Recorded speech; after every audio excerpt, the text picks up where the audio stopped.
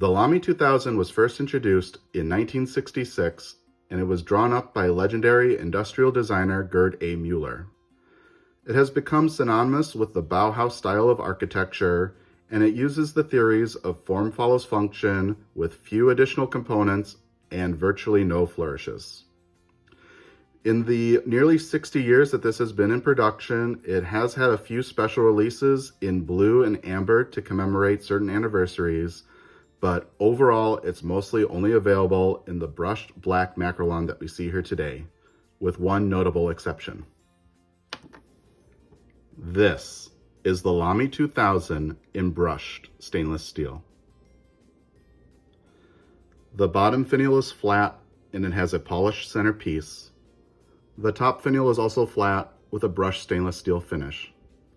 The top finial is separated from the cap with a small recessed band, and on the back of the cap we have Lamy laser engraved. The clip is a polished finish that's a little bit of a fingerprint magnet, and it's a spring-loaded clip that's extremely easy to actuate from the back. The cap then tapers down to a slight step down to the barrel, and it is a pull-off cap, which reveals a semi-hooded gold nib. It's a 14 karat white gold, and on the back we have a black plastic feed and a small hole that's an inlet for ink to flow into the barrel. The section has a very gradual taper to the barrel and is a nearly seamless transition to the barrel with the exception of two little ears, which are part of a spring piece to help hold the cap in place. The barrel then has a very fluid design all the way down to another seam, which is nearly invisible to the piston knob. Giving the piston knob a little twist, that seam suddenly becomes much more visible. In the hand, the pen is extremely well balanced. It is heavy due to the stainless steel, and the section is maybe a little bit slick. The cap posts deeply and securely, but the cap is also made out of stainless steel, so it is quite heavy and it really adds to the weight of the pen, to the point that for me it does become fatiguing to hold the pen posted.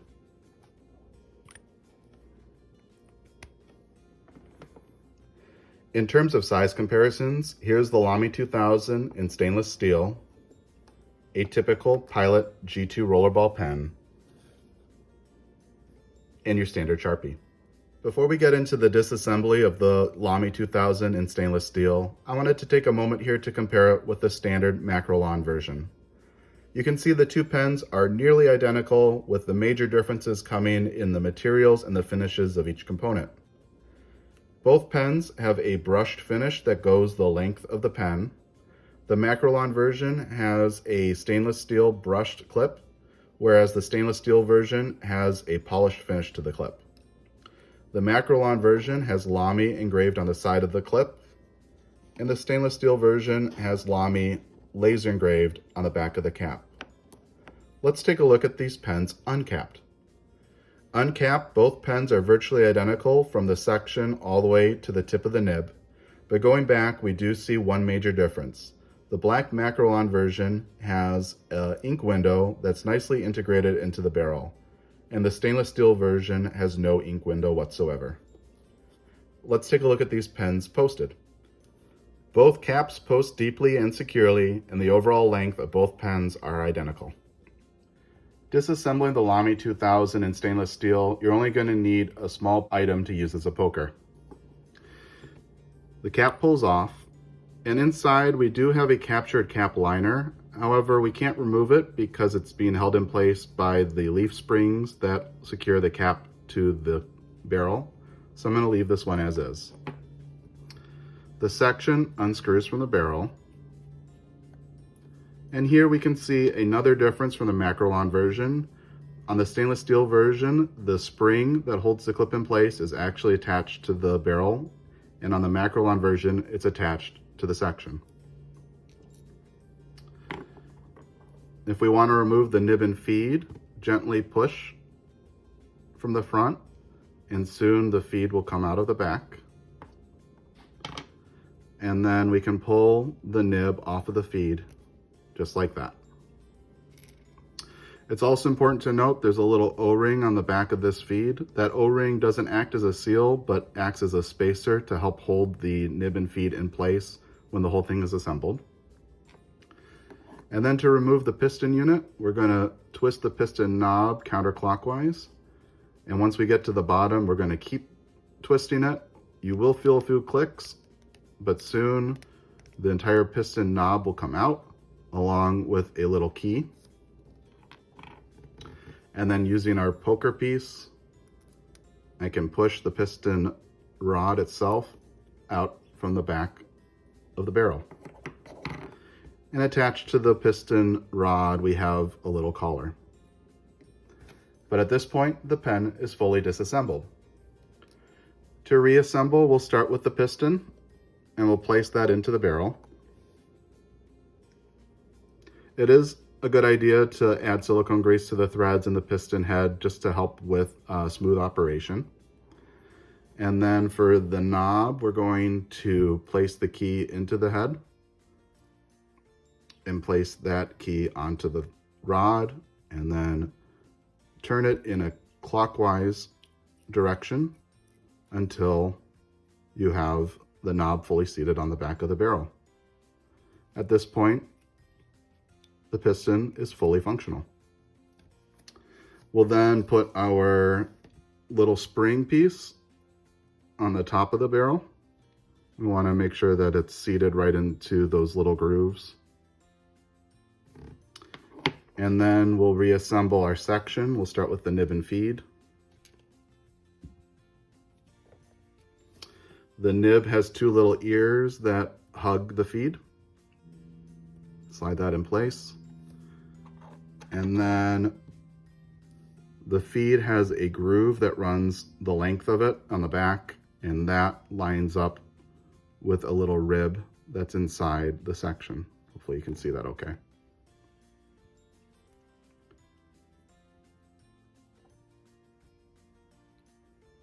That helps make sure that you orient it properly and that everything is lined up as it's supposed to.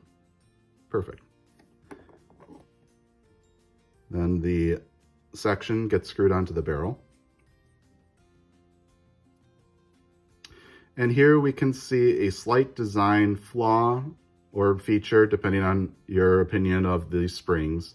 The threads on the section have multiple starting positions, so depending on how you thread this in will help determine the end position of these nubs. Here you can see the little ears are actually in line with the top of the nib, and what that means is if you didn't like feeling those nubs on your fingers, this might be the right orientation for you. Personally, I'm used to the Makrolon version, so I am going to change how this is threaded until I have it lined up properly. So there's a second version where it's just a little bit off, and we feel, oh, there's the start.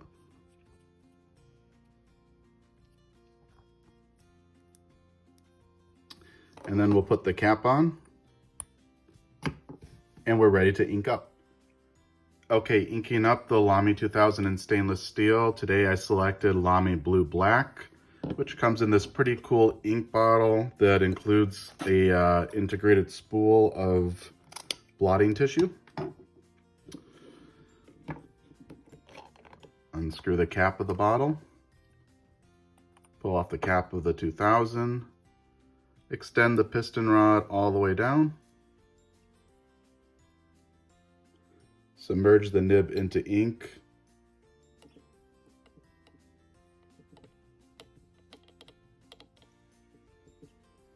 As always, I'm going to extend it one more time just to make sure that we have a good fill. Unfortunately, there isn't an ink window on this, so I can't see it, but I'm going to just trust that it's there. We'll go ahead and wipe off, oops, wrong side, there you go. Wipe off the excess ink. Good. Cap up our bottle and our pen. And we're ready to write. Okay, writing with the Lamy 2000 in stainless steel. Cap pulls off, and I'm not going to post it. As I mentioned, the cap is quite heavy, so it's not the most comfortable poster.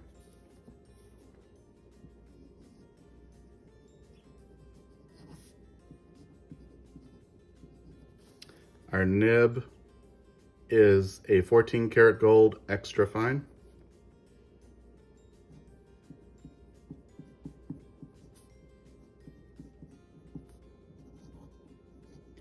And it's a very well-tuned nib. It's smooth.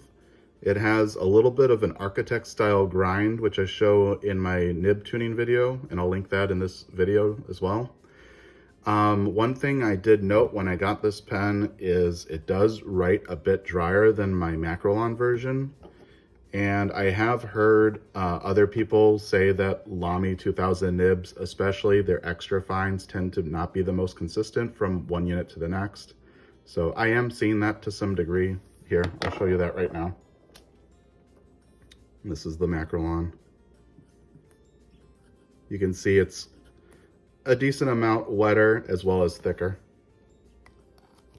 But both pens are both nibs are very well tuned. Our ink, again, is Lamy blue, black. For flex, I'll turn the page.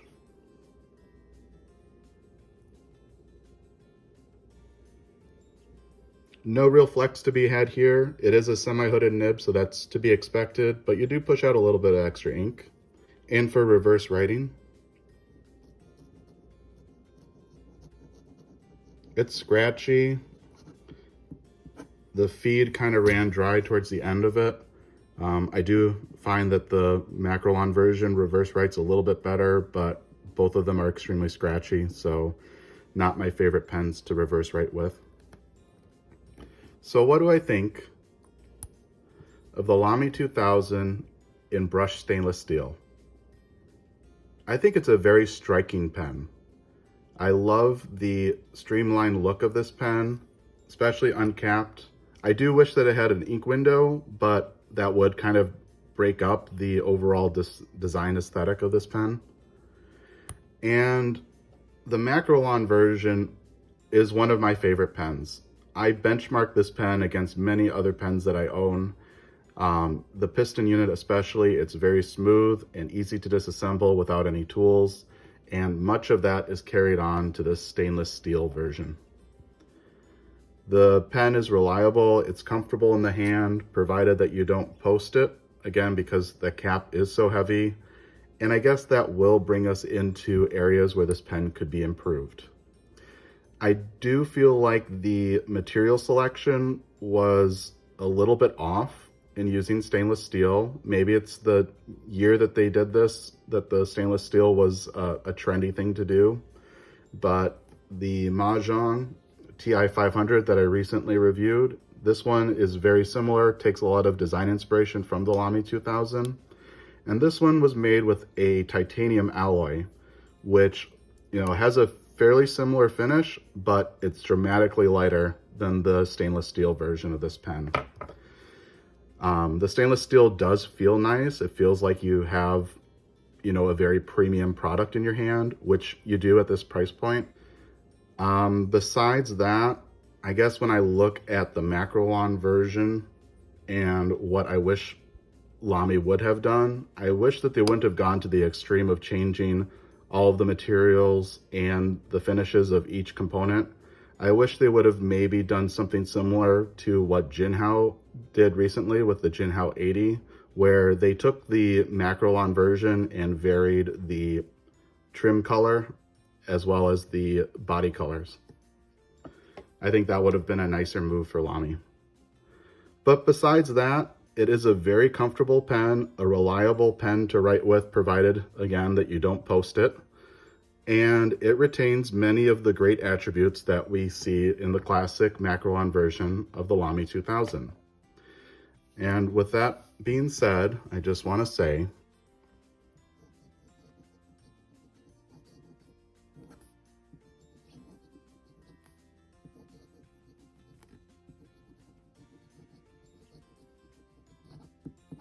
Thank you for watching.